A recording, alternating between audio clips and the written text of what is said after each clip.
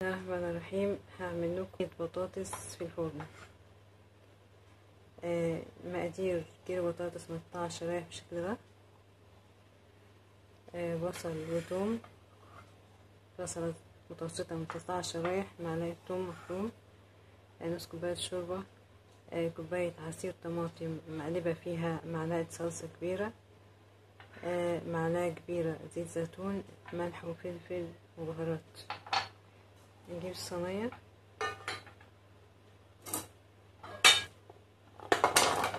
ننزل فيها البطاطس بالشكل ده.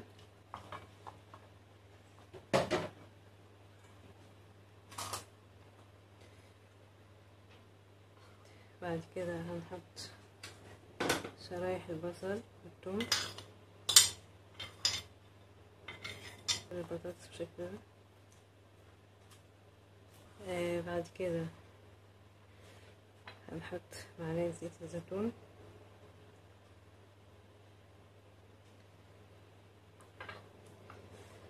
الملح والفلفل والبهارات.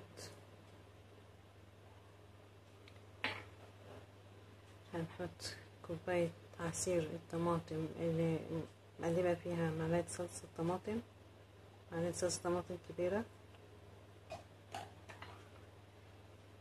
ونص كوباية شوربة، سواء شوربة فراخ أو شوربة لحمة.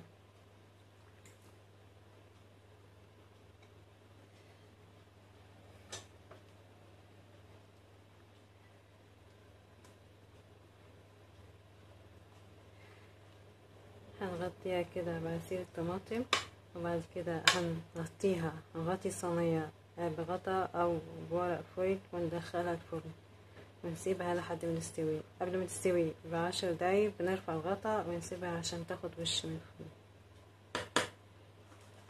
الفرن. طريقة سهلة ولذيذة جدا وخفيفة. ده شكل صينية بطاطس بعد ما طلعناها من الفرن. خدت حوالي 40 دقيقة. لذيذة وخفيفة، ان شاء الله تعجبكم. جربوها، ما تنسوش تدوسوا لايك وتشتركوا في القناة عشان يوصلكم كل جديد، وشكرا.